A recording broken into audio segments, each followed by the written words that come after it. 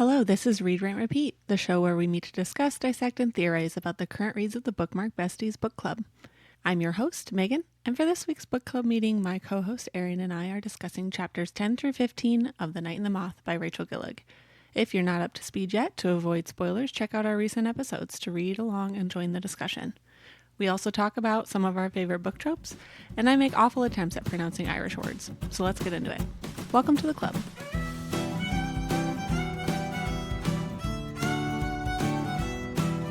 All right, let me get my notes here.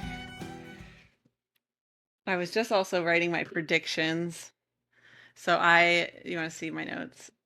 I don't know if you can see, but I was just like scribbling notes the whole time as I was reading. Okay, so we just finished chapters 10 through 15 of Night and the Moth by Rachel Gillig. Loving it so far. I'm super excited to talk. I'm really excited for this episode because we just got like the biggest lore dump in this section. We know so much more about what's happening in this world, so I'm really excited to talk about it. But before that, one thing that I didn't really realize, and I probably should have realized sooner, was that this book has like a really heavy Irish influence. There's a lot, obviously, like in the names and like some of the language that they use, very heavily Irish influence, which I didn't realize. And so I went down a rabbit hole. I was like, I need to look up how to pronounce the name of the town that they're in. I was like, I need to know how to pronounce this because I clearly I'm saying it wrong. So I looked it up, and I'm still probably going to pronounce it wrong, but it's apparently pronounced closer to shocked, or they said depending on where you're at in Ireland. In some places in Ireland, it's pronounced closer to shocked, but if you are in like Northern Ireland, it's pronounced closer to shart with an R, which as Americans is very funny. But so I had to retrain my brain to pronounce it as shocked. But it's Irish for seven. Made me think of a question I wanted to throw at you, Arian. If you could live anywhere in the world, where would it be? I would live in Singapore. I just remember like reading about it and seeing pictures of it, and they have like botanical gardens on their on like the outside of their buildings or something, and I just thought it was really pretty. And then I watched Crazy Yeah. Rich Asians, and then I was like, yeah, I definitely want to live there. Oh my What gosh. about you? I have not seen that movie and I need to. It is like on my list. I know I've heard It's so amazing things good. about it. I like So, yeah. every time I'm going through any sort of streaming service and I pass over it, I'm like, I gotta watch it. Gotta So watch it. No, I've heard it's amazing. I rom-com movies are not usually like my go-to when I'm just like, oh, let me watch a movie really quick when I have time for that. But I've only heard amazing things about it. I would definitely enjoy it. I'll get to it eventually. Where would I live? I would probably live probably in one of the Nordic countries, honestly. I think that when unfortunately, I'm not very well traveled. I hope to change that very soon, but those are some of the countries that are highest on my list. I went down like the rabbit hole of Finland's tourist website, like trying to learn everything about that country. I'm like, ooh, do I want to move to Finland? I think when the like world's happiest countries like list came out last year, I was like, it was like number one, and I was like, let me go find out why they're so happy. There's a lot of those, yeah, a lot of those like Nordic countries that I'm like, oh my gosh, I want to go to all of them. I'll probably just plan a little backpacking trip or something. Okay, I want to play a little game of yes, no, maybe. Buckle up. I'm gonna pull up some popular book tropes. Now, these might not be specific to fantasy. We enjoy other genres as well. This is just, I found a huge list of just on Reddit, just like of all known book tropes. And so I'm going to list one and yes, no, maybe. Do you like it? Do you not? Or do you not care? And I'd love to hear why. Okay, let's see. We'll start at the top here. Age gap. it depends, like are they if they're like 19, no. Like I don't like reading those. But if they're like older and then the person's like, I'm hungry because I'm Faye, that's fine for me. But Yeah, it's just it's true. when they're too close to like I didn't just turn 18, I just turned 19, so I'm a little bit So it's better than fine. 18. Yeah, don't like that. Yeah, I think I agree. I in a lot of the romantasy books where it's like fae or other Mythical creatures, usually they're way older. And so you have to be okay with age gap to a point. But like you said, I don't like it when it's like the protagonist, she's 19, barely out of babyhood, and this And then 500-year-old fae. finding Yeah. their true love, like, just seems. I mean, people do find their true loves all through all parts of their life. I just Yeah. don't No, I identify with agree. that. Also, I think now that we're in our 30s, I think it makes a big difference. We don't really relate to that age group very much anymore. Oh, But yeah, there's so much more life to live. I think that as long as the younger person is, I think maybe at least in like their mid 20s, as long as they've got a little bit of age yeah. on them, then I'm fine with the age gap. I don't really care. Like the lowest I'll Okay. go is like 23. Like Yeah. that's Yep. that's what I'll 22 is fine, but like anything Right. younger, I'm just like At least that. get into your 20s. Like, no Yeah. teenagers here, please. Okay. Let's see here. I can't think of a book that I've read with this trope, but already married. No. It's Yeah. just not. I'm sure they could do it where they're like in a terrible marriage, but then I It think of sounds the real gross. world. I'm like, it takes forever divorce. Yeah. Like, no. Yeah. It just, yeah. I'm not into a home wrecker, I don't think. Okay. Then how about arranged marriage? Yes, I love an arranged marriage. Me too. I was thinking of Anna Hong has a book that shoot, I can't think of. I get so many of her titles mixed up, but I love all of her stuff. Wrath. Ooh, He's it might be her like, King series. yeah, and he like gets forced into marrying and Yeah, doesn't blackmailed know into it. it. And it's her dad. Yeah, he gets, yeah, I love that one Yep. too. Yep. You knew. Yep, I like that one. All hmm of her stuff hmm is so good. I don't read a ton of modern romances, but The I same. like I read all of her stuff. She's just so good. Okay, billionaire. Yeah. Yeah, Sure. same. I think I like fantasy a lot because it's like disconnected from reality. That's the point. And when I read more modern romances, I tend to read, I think, like billionaire romances and stuff like that because I think in my mind, I think it's the same. I think it's so disconnected from reality that even though it's set in modern day, like it could never really happen. So I like you're never going to find Yeah. a really sexy billionaire that is just grumpy until you change him. You're never going to find that. Only It's kind for you. But yeah. if I was in like a billionaire romance, I want to be the billionaire. Like I'll be the Oh billionaire. yeah. Yeah. Yeah, I prefer it. Love. All right. About boss employee.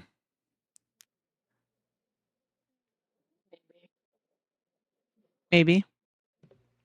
I don't really want to read about work. True.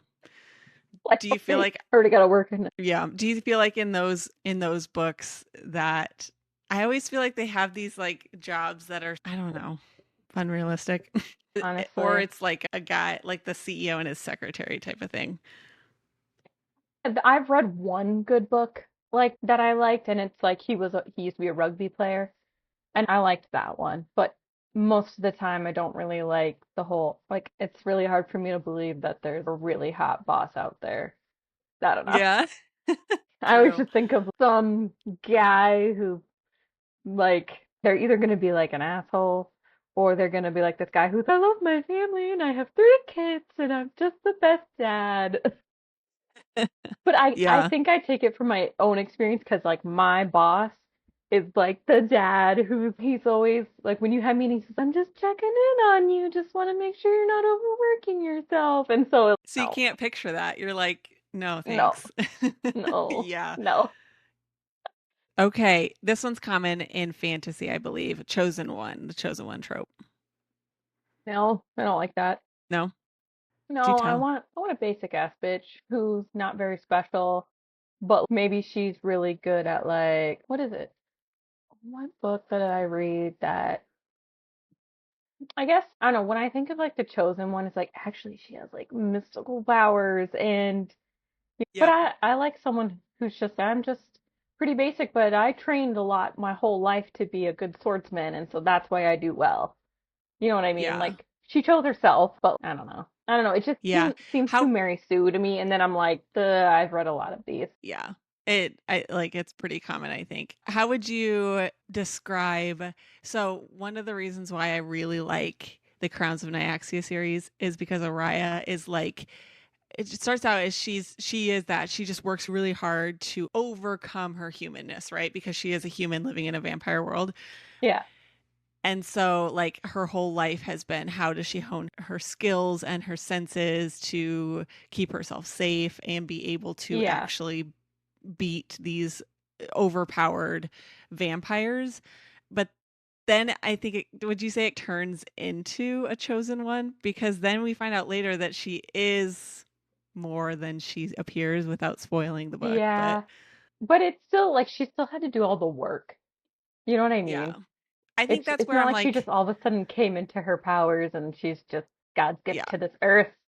like she did. Yeah, she did still work really. I think that's why I'm like, okay, I really like that one because it is technically, I think, Yeah. chosen one, but it's different in that she did all of this, like it was of her own merit.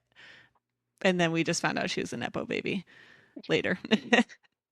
Later Okay. though. Later. Okay, how about like a fake relationship, fake engagement, fake marriage? Yeah. Maybe. Maybe. I might be down for that. Yeah. I do enjoy a good fake because it always ends up real. Fated mates. This is really common in fantasy. I used to like it and then there was too much of it. But okay, no, I like it when it's like actually common in ACOTAR where it's just this doesn't happen for everybody Oh. and then everybody's getting a fated mate. Then I'm just like, okay, Except no. these three main characters. Yeah, they all got theirs.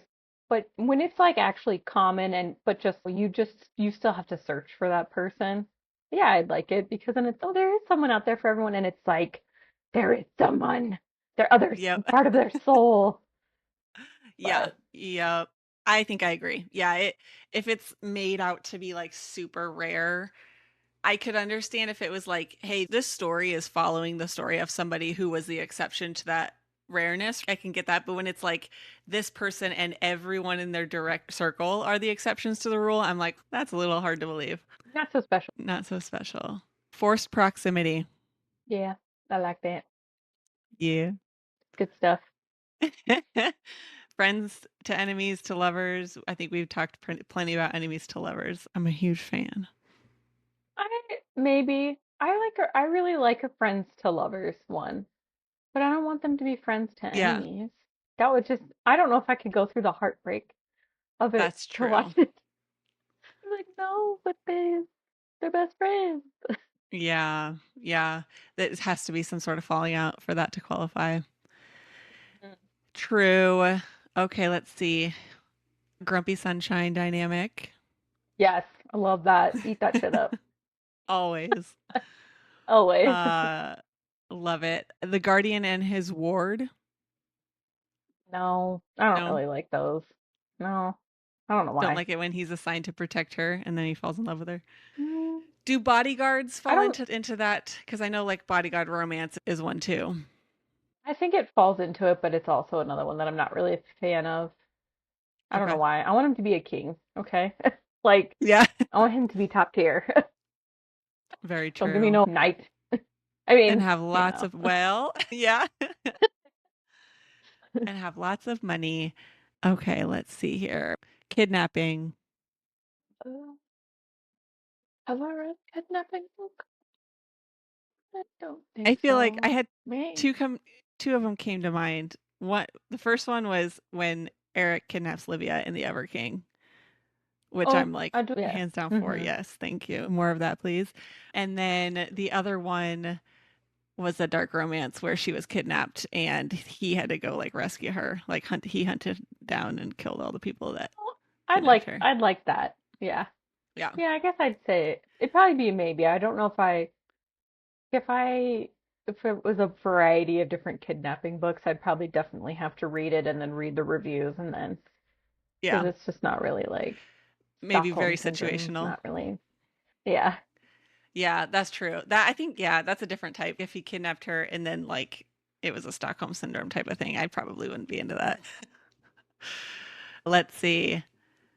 I can't think of other than The Hunger Games and Twilight, some of those early series. I can't think of any others that I've read, but how about a love triangle? I don't like those at all. No.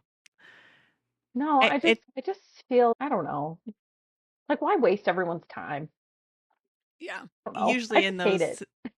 yeah, usually in those situations it just ends up as it's only one of the couple that gets together. It's not all of them. Now, if it's an all of them situation, If it's all of them, so why choose? Like, that's I'm a okay why with that. choose, and we like that. Yeah.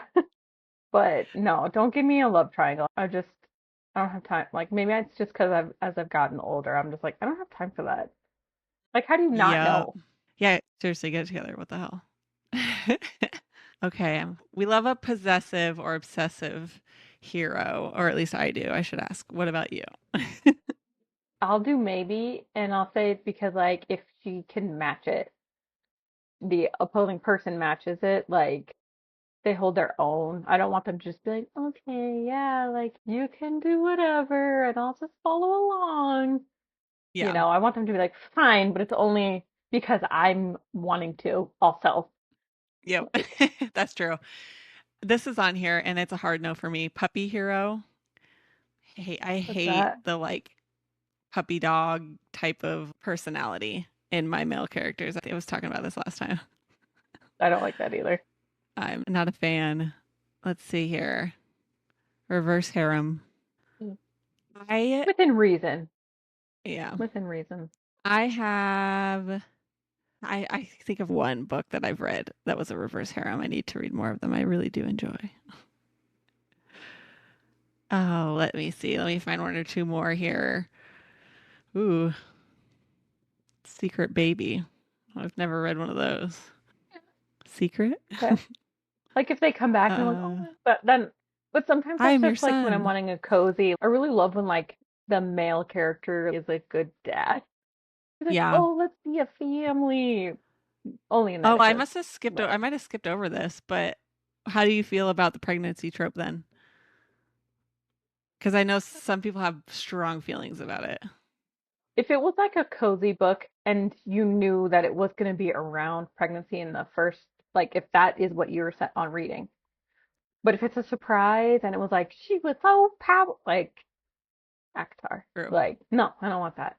Yeah. That's great that she had a baby, but no, I think maybe this is I a hot want it take, to but be I think that with Akatar specifically, because so a lot of people, like I said, have very strong feelings about the pregnancy trope, and I am totally like, if you are not into it, fine. If you love it, great. I don't care. I am a mother, so pregnancy has happened a time or two in my life, but it's not like I'm indifferent to it in my reading. However, I feel like the Akatar situation specifically, some people get so heated about Farah being pregnant in when she was in the series, which was during Nesta's book. I was like, I felt like it was a little bit over exaggerated because, and again, these are just my feelings. Everybody's entitled to feel the way they feel, but I'm like, it's not her story anymore. She's a side character now. But I think because it was her story for so long, people got so upset because they're like, it's still about her. And I'm like, it's not. It's about Nesta right now. Like, she's a side character in Nesta's story at this time. yeah. Yeah, that's and like super care. I just like I don't like in general I don't want it to be a surprise. I want it to be like that's what I went into reading is like a book about someone having a baby and then Yeah. having a family or something like that. Yeah. Talking That's about true. Nesta's book is a whole book of worms because Yeah. Well, and I feel like every take that anybody has about that series is a hot take because the fan base there is very intense. But let me know how much you hate that take in the comments. Okay, let me find one more. Mm. Ooh, okay, maybe like a forbidden romance. I don't know what would qualify. What do you think? Forbidden romance? Yes, no? Like a Romeo and no, Juliet situation? ended terribly. No, I don't. No, I don't think I would like that. I'm very much like a happy endings person, and yeah, they'll get their happy ending, but I feel like you have to go through a lot of emotional turmoil to get there. And I just like life already sucks, and I don't like I can take some bad things happening, but like Yeah. it's just I don't know if I can take it. I don't know. Yeah. I think we'll have to balance our reads and having a cozy read with a tragic read because I do enjoy, I'm a happy endings reader, I think ultimately too. Like I really do like it when the characters get their happy ending, but I'm okay with putting them through all the trials beforehand because I think that it makes me feel something. Just makes me feel anything, but I'm like, I always want it to end well. I know a lot of books don't, and that's the point, but I like a happy ending book. But Too. yeah, It's already I like, depressing as it is. yeah, I'm like, I'm okay with making just the story, putting the character through trauma up until their happy ending. I think that's one reason I really liked the Daughter of No Worlds series because that girl, Yeah. Tasana, went through all kinds of shit, every kind of shit Yeah. you could imagine. And she gets her happy Yeah. ending ultimately, but I'm fine with, I'm like, yeah, put her through everything up until then. Yeah, All I right. will say one of the I don't know if there was a trope or if we already touched on it, but one of the ones that I really don't like is they fall in love with this first person and then end up with someone else. So that you put all this investment into that first character. Are we talking about Agatar again? No, there was a different one that I was thinking of, but I was just like that one too. Not that I liked Tamlin that much, and like when I reread, I'm like, "Meh." Yeah. Like, but there have been books that I've read where like they obviously have a really good relationship with this first one, and you can actually see it's like good for them too, and then they choose that bad boy, and I'm like, yeah, okay. I can't think of the book, Yeah. but I like can think of it, but I can't think of what it's called. Yeah. I Anyway, agree. I think it can be pretty overdone nowadays. All right. So let's get into our reading for today. So we just finished chapters 10 through 15 of Night and the Moth by Rachel Gillig, and there is a lot to cover. So I'm really excited. I just took tons of notes as I was going through. So it's funny to see at the top, like how many of my notes as I took then were like disproven as I made my way through it. We started out with chapter 10 where I just wrote Rory is a god question mark. So in chapter 10, group has just entered the Shucked. So they are in the city of the Inkwell. And because Six has just witnessed Rory using the Artful Brigand's coin, she is now like theorizing that he is the Artful Brigand.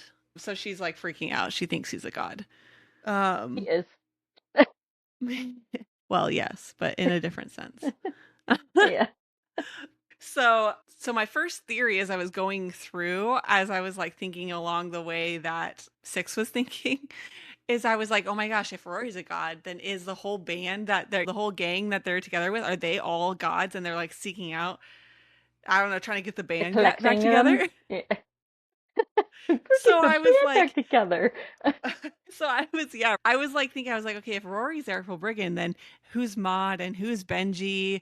And then they say when she encounters them, because Rory and Six run into Benji and Maud in the city, and they say, "Oh, we found him." And I was like, "Oh my gosh, are they trying to get the band back together? Are they seeking out the rest of the gods? What's going on?" And then very quickly we realize that is not the case, that they are not actually gods, but they are in fact killing the gods and stealing their stone objects. I did make a note though. I'm going to follow my thought trail on my notes here of my favorite exchange so far in the book. And I'll read it to Okay. you one moment. Okay, page 116. So, my favorite exchange so far, and it hasn't been beaten yet since I wrote it down. The scribe weighed the coins in his palm, pocketed them. His eyes darted between Rory and me, and then he lowered his scroll once more. Any other goods besides the horse for my toll? Rory looked up, made a complaining noise in his throat. That. The gargoyle had dropped lower in the sky, making sweeps over the nearby hills. When he flew over us, the scribe cried out, ducking into his stall. What kind of fowl like sprite is that? There was a loud crash. The gargoyle landed upon grass, sneezed, and toppled. Did that man just call me foul, Bartholomew? He mistook you for a bird. An even greater slander, the gargoyle wagged a stone finger at the scribe's stall. I shall destroy his little house. It made me laugh so The hard. gargoyle. I shall destroy his little house. He's great. Every time he says anything, I find myself just smiling. She did such a good job writing him. Okay.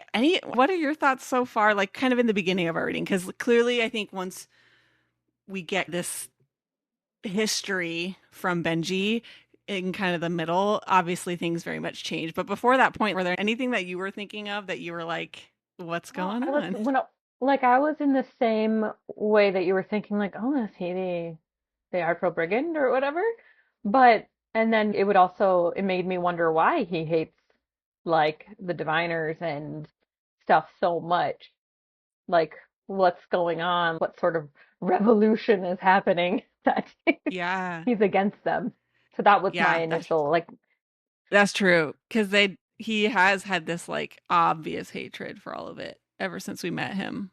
he like So, left the cathedral when she was divining the first time. right. And even the second time when it was him, because like he was gone by the time she woke up. So, okay. And then, so they are in the city of the Inkwell. And then we get a pretty big scene of they walk into the lair of the harried scribe Harry himself. Harry described. So this is obviously very big and exciting for the group, but more so for Six, who has no idea what is happening. And on top of that, she's now confronted with her faith, right? Because everything that she's known to be true for her whole life is turning out to be a lie. They enter the lair of the harried scribe. And first of all, I want to talk about how he looked because we make note of a couple things. Number one, he's super old. And number two, his eyes are stone. And those, I think, are the two things that stuck out to me. And then once the kind of, I guess, call it a battle begins, he starts to, like, he moves around. She makes note that he moves around faster than is possible for a man of his age. So clearly, like, obviously there's magic involved. We know he has his inkwell. We learn about the magic that gives him that power. But I think it's very interesting that he is so old. And at this point, that his eyes are made of stone. Because as we learn a little bit more about what is causing that, it leads to some other theories that I have in mind. But what about the battle of questions that he subjects them to as the challenge of his craft? What did you think about that? I feel like it's always hard for books to come up with questions because they Yeah, need to be like this like ultimate thing and then you get the question you're like, it was simple. that's true. I thought the first kind of riddle or question was intriguing because it was simply something from a book of poems that he had in his collection. And it's in theory, it's knowledge that could have been available to anybody. And I think it was Yeah. a good example of how he was proving that, oh, if you really are as knowledgeable as me, you would have this book of poems. And so tell me, like, what's in it? I thought the other two kind of then became a little bit more about Six herself and his obsession clearly with her, which we learn about a little bit later, I think. But the first question I thought was a good example. I thought it was weird when I'm like going over when the scribe like took her and Hmm. noticing like strange that Aisling has sent you to me in this fashion. I've never felt a diviner's pulse before. Like I was like, ooh, that's weird. Yeah. So obviously, after this battle is where we get the backstory and the history from Benji. But up until this point, it's, yeah, really weird. He's like talking about, yeah, her pulse. He like sniffs her and eats her hair. And Yeah. then when he is defeated and he dies next to her, or like right beforehand, he's like ravenous and like an animal chasing after her, licking up her blood, like trying to get to her. And so, yeah, obviously super creepy. But we find out then, of course, like why he is, I call it, attracted to her. But yeah, gross and creepy. I'm just picturing this Yeah. really big old man just like making these weird, creepy moves. And I'm like, ugh. Yeah. Didn't know this was a horror. I thought it was interesting too, because his last question, or sorry, not his last question, the question that they asked him I thought was clever. What they asked him, what is Six's name? Because her name is just a number right now, and nobody knows Yeah. it except for her. And I just thought that his one, I thought it was clever, but two, I thought it was interesting that his answer was like, she doesn't have a name. She's because this is, I think, one of the first times that we see a crack in, okay, so he's supposed to be a god. All of these omens are supposed to be these like gods, and he's supposed to be all All knowing. knowing. That's his thing. And so then I I think, feel like I feel like if he was supposed to be like this smart, all-knowing person too, like he could have said it in a different way and been like, I do know, but we're not allowed. You know what I mean? Like, uh-huh, I yeah. don't know. No, But he was just like, she exactly. didn't And have a that's name. exactly. No, and that's where I was And like, that's one of the first cracks in his like facade of, oh, I'm this all-knowing God, where he's like, what do you mean she doesn't have a name? And I dumb. think that also could Dumb, have been dumb, dumb. important for, I think it also could have been important for Six to witness as well, because I think that for Hmm. her, she is still thinking that these people are gods as well. And so for her to witness this, oh wait, he should know my name. Exactly. Like you said, he could have been like, oh, cannot speak it or whatever.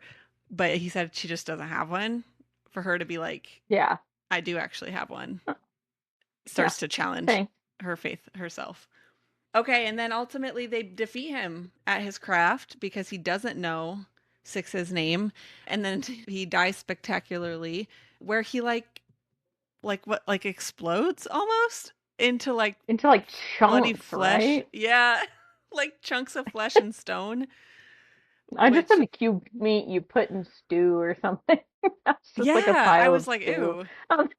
ew, kind of graphic. Yo. Yes, and then right before he dies, he does try to chase her down, tries to get her, and he says that he can smell Ashling's water in her blood. Then they take the inkwell, they leave. She freaks out and runs, right?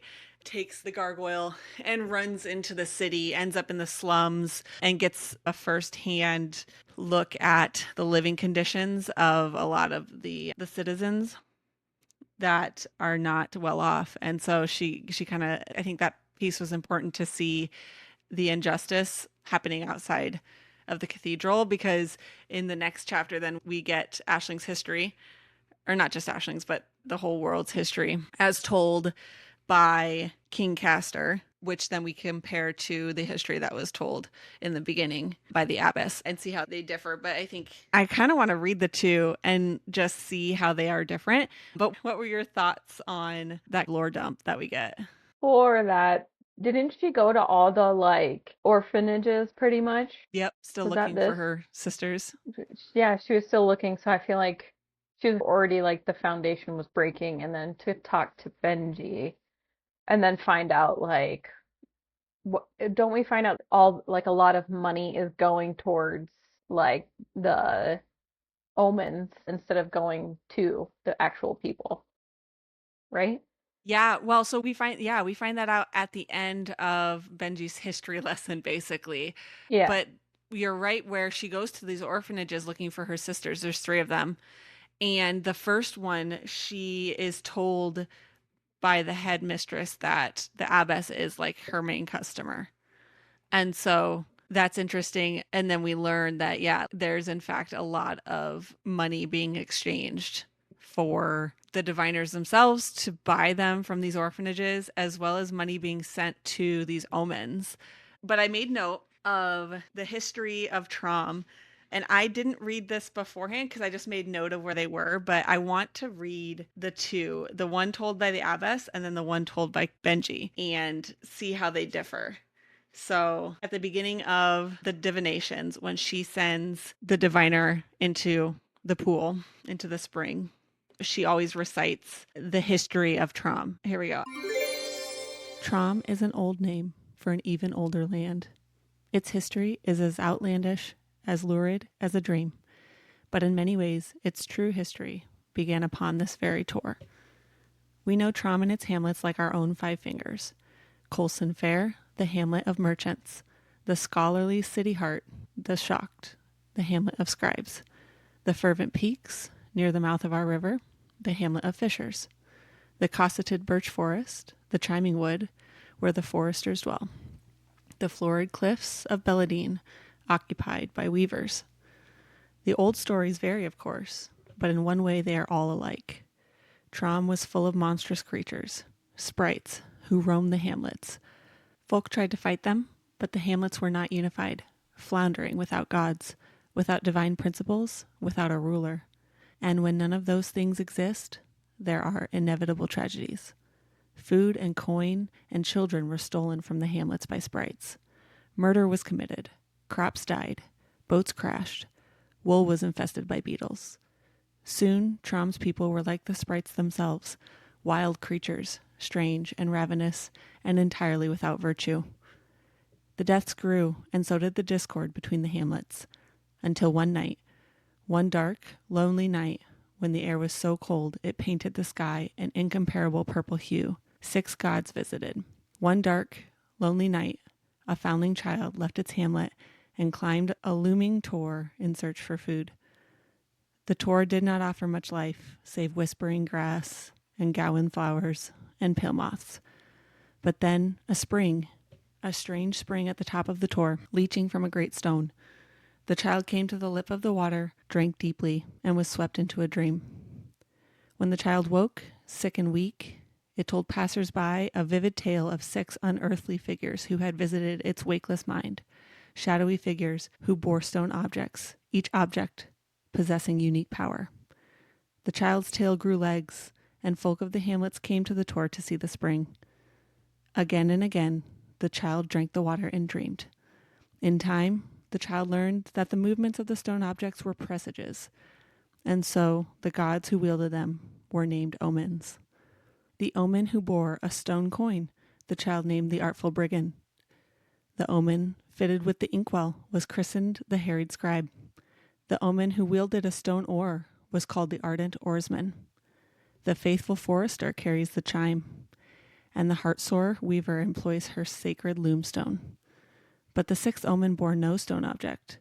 It revealed nothing of itself at all, appearing only as a pale moth on tender wing. Some say it shows itself the moment you are born. Others believe it comes just before you die. Which is true, we cannot know. We may read their signs, but it is not our place to question the gods. The moth is mercurial, distant, never to be known, even by diviners. Of course, there are those of us who have long believed the omens are vaster than the dreamscape they occupy, that the moth and the others exist, hidden in the hamlets, killing horrible sprites and swaying the fate of Trom with their magical stone objects, ever present, always watching. And so we find ourselves in the center of Trom's greatest story. A great cathedral was built upon the spring's tor, and more foundling children were brought there to dream, and they became daughters of Aisling, revered diviners. A king was crowned, and Trom's 5 hamlets were unified by belief, thusly named the Stonewater Kingdom. The king's knights were tasked with defending the faith as well as they defended the hamlets against sprites, and the king swore to be more supplicant than sovereign, and he would never take up the mantle of his faith for personal gain, never seek the omens or their stone objects for his own power or vanity. For in the end, we are all supplicants. Whether craftsman or king, knight or foundling or diviner, faith is the same. It, like Aisling Cathedral, holds up the hamlets, and while we all bear our own creeds, we must never forget it is the omens who rule Trom, omens who scrawl the signs. We are but witnesses to their wonders, pupils of their portents, ever but visitors to their greatness. Trom's revised history, as told by Benji. Approximately 230 years ago, before Aisling was built, 5 craftsmen came to a tor, a thieving merchant, dubbed a brigand, a scribe, an oarsman, a forester, and a weaver. Trom was in discord. That part of my grandfather's tale aligns with the abbesses. The hamlets had no gods, no ruler, and were overcome by sprites. The craftsmen came to the tor in an attempt to unify, to decide who among them should lead. They fought, of course. Choosing a ruler is never an easy task. The brigand was cunning, the scribe clever, the oarsman strong, the forester intuitive, and the weaver compassionate. Each thought themselves more fit to lead. But just when hope of accord seemed lost, someone else came to the tor, a 6th figure, along with a foundling child. They led the craftsmen to the top of the tor where the great limestone rested. From a fissure in that limestone, water leached, thick and slow and smelling of sweet rot. One by one, The craftsmen drank from it. One by one, they were caught up in a strange, liminal dream. After, the sixth figure gifted them with these, made from the same limestone as the spring: a coin, an inkwell, an oar, a chime, a loomstone. Each object carried magic great enough that the craftsmen no longer had to choose a leader among themselves. They all had power. Heartened, they retreated to their respective hamlets and used their new objects to obliterate sprites. But also, they whispered. Tales of magic, of dreams and portents, and the spring upon the Tor abounded. And that was how the omens were created. And the sixth figure, the one with the foundling, who made the stone objects, that's the sixth omen, the one with no name, the one we call the Moth. Indeed, though if anyone were to know her name, surely it would be you. She's your abbess, after all. You saw what the harried scribe looked like. Stone eyes. No one at Ashling shows their eyes. And the magic stone objects? The sixth omen would need tools to carve them from limestone. His gaze lowered to my hands, my hammer and chisel. Those look quite old. Did your abbess give them to you? It's the spring six, the strange, magical spring, and the stone it bleeds from. That's how the omens came to be. No gods touched down in a dream. There were but 6 mortal craftsmen. Trom's histories are forged by those who benefit from them, and seldom those who live them. The abbess tells of a foundling who dreamed in the spring because that foundling was indeed placed in its waters. The child drowned, dreamed, and divination became a very lucrative endeavor. More diviners were brought to the Tor. In fact, diviners and the omens have always had a harmonious relationship. Faith in the omens is like a dream, shrewd yet shrouded. The signs from the 5 stone objects are plain, but the omens themselves are never seen, smoke and mirrors and rumors, seemingly wielding these signs from everywhere at once. It is their scarcity that makes them sacred, their distance that keeps them divine, for only the privileged can access them through diviners, thusly making the Master of Ashling the most potent of rulers, and the cathedral itself the most prosperous of markets. No one is above it, not kings, not nobles, not diviners, not even the omens. In conclusion, to rule the Tor is to rule Trom. Swords and armor are nothing to stone. So that's basically the summary of it. So essentially, his story humanizes what the abbess has been trying to make this fantastical religious type of story, where we find out that the 5 omens are just people that represented 5 different areas of the land.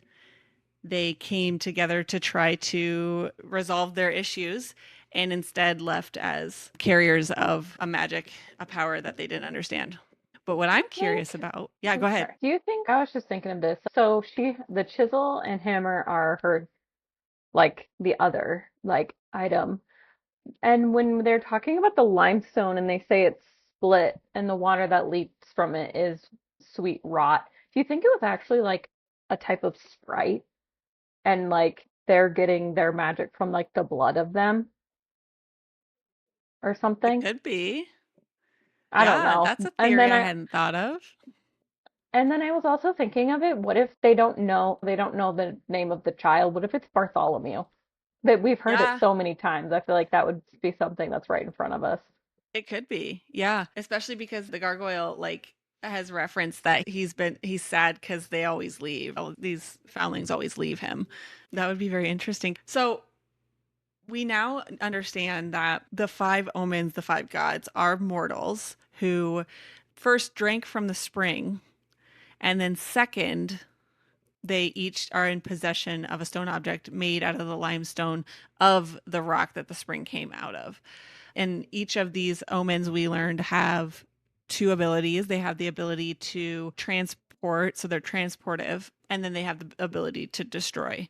So the coin, he can teleport and he can explode things. And then the ink so far can also teleport and can burn or like burn things. Yeah. We know that they have the coin and the inkwell. We know that they killed the forester, but have not been able to find the chime. And then we know that the abbess is the moth.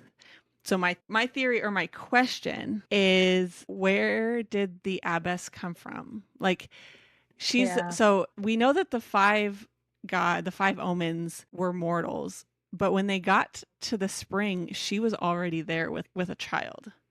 She already Yeah. knew about the spring and its powers. So is she also just another mortal that happened to find it, or is she something different? Yeah. So I don't know if I have a theory as to what that is, but I'm very curious because somehow She's she a already sprite. knew. She's a sprite that eats the children after they've drank water from the spring for so long, and Do you think that's she why she eats them? covers herself. Probably, I don't know. But there's six of them, so one of them's for her. That's true. Do you think And they've six is never met supposed to one be with for a her? pulse. Do you I think? bet that's why Yeah. she coddled her and has her chisel and something, I don't know. And that's Yeah. why she was the only one left after they all disappeared. Okay. So you take me to my other theory that I wrote down, which was okay. So we also learn after Benji tells her about the real history of Trom, kind of uncovers the truth about the abbess. He then talks about how this facade that she has constructed is she turned these mortals into gods in the sense that, like, the story that people have been told and this religion that they have built reveres them as gods. So they are mortal, but they are not. They can still be killed. And the spring is what has been giving them, quote, everlasting life. Although they are still old and they are turning into stone, it seems. So he reveals that she has been sending them shipments of gold, essentially. So she gave them these stone items and told them that they have to act as gods and hide themselves within each of their hamlets, and she would pay them a lot of money, basically.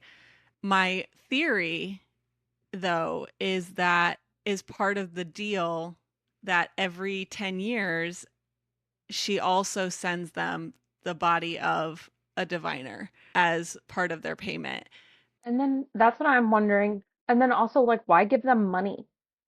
What do they do with money if they're living forever? And is there a reason for it? Or is it like, are they also supposed to be doing something else, keeping the sprites at bay? If they were overrun, would it like ruin whatever everlasting life that they have? Yeah, there's definitely another piece with the sprites that we haven't gotten too far into because we've seen how they're being mistreated, like the water sprite that was being starved because the plant that he eats is what they use for parchment. So they basically either kill the sprites or take all their food so that they starve. And then the same with the mountain sprite, which was in the last chapter before we ended the reading for today. He was also starved of the shale that they use in the hamlet that they're on their way to, the Fervent Peaks. So yeah, it's a lot of they're destroying the habitat and harming the sprites for their economy, I assume, because that's what people do. But yeah, you're to your point, is the money, because my first thought is just, okay, the only god of men is coin, right? Like money rules all. Is it just literally that they're greedy, that they're taking the money and just following orders basically from the abbess? Because her whole setup is a business model as well. Like she's using these diviners to, and this farce that she's created to get people to come and pay her money in order to have their divinations read. But yeah, I'm like, is it something super dark where, because we know that every 10 years she gets new diviners and their service ends, but then now we know that they don't make it out. Where do they disappear Yeah. to? And she can teleport too. So does she literally just teleport in there, snatch him up, teleport out? She kills them and sends them in a shipment to each of these. Because how else are they living forever? They have to have spring water to live, right? So I'm like, And if so, they're getting it from the blood of these dead diviners, yeah, it's my theory. it's weird. I want to know. I want to know. So that's my theory. We'll see if that pans out. But other random thoughts as I was reading through. What the fuck are milk teeth? Literally wrote that. What the fuck are milk teeth? I need to Google it because they've said it like 3 times. Do I just not know what milk Milk teeth teeth. are? What is that? Milk teeth. The first set of teeth in children, also known as baby teeth, primary teeth, or deciduous teeth. Oh, so it's just another term for baby teeth? Yeah, Okay, that makes sense. I was like, weird. what? I wrote that the suggestive banter has begun. Mm. The back and forth between Rory and Six has started. I love that he Let me blushes. see. I love when I a guy know. blushes. He's so cute. Okay, I wrote, oh, yeah. You're remarkably difficult to like. You'd like me better if you called me Rory. I'd like you better if you were on your back again. He's So like, he's that, probably in his mind, that can be arranged. yeah, he did. He says loud and clear, Diviner. I hear you loud and clear. So love that because we love suggestive banter. Suggestive banter then turns into their first tense moment right at the end when he is fitting her for her armor. I said, I see where this is going. It ended before I thought it would, though, because I was like, okay, I'm like playing this out. I'm like, okay, he's covering her in wax, and then the dress has to come off, right, in order to send it in to get the armor made. So I thought it was going to go like that, but it didn't. And I was bummed out. It didn't. But It was stringing we're us building along. That's tension. fine. Yeah, that's So great. all right. So next time on Read, Rant, Repeat, we'll be continuing the discussion on Bride by Allie Hazelwood. We'll be covering chapters 8 through 15. And then we will pick up on The Night and the Moth the following week with chapters 16 through 23. So if you're following along with both books, of course, thank you for listening, and we'll see you next week. Otherwise, tune in the following week for the continuation of The Night and the Moth, chapters 16 through 23. Bye, guys. Please like, subscribe, and tune in on Wednesdays for new episodes, and check us out on YouTube for the video of this episode if you care to see our faces. We want to hear from you. Join the discussion in the comments below or join the club on Patreon to engage with other members and get exclusive benefits. How are you liking the book so far? Leave your thoughts, predictions, and theories, and you just might hear them on our next episode. Thanks for listening.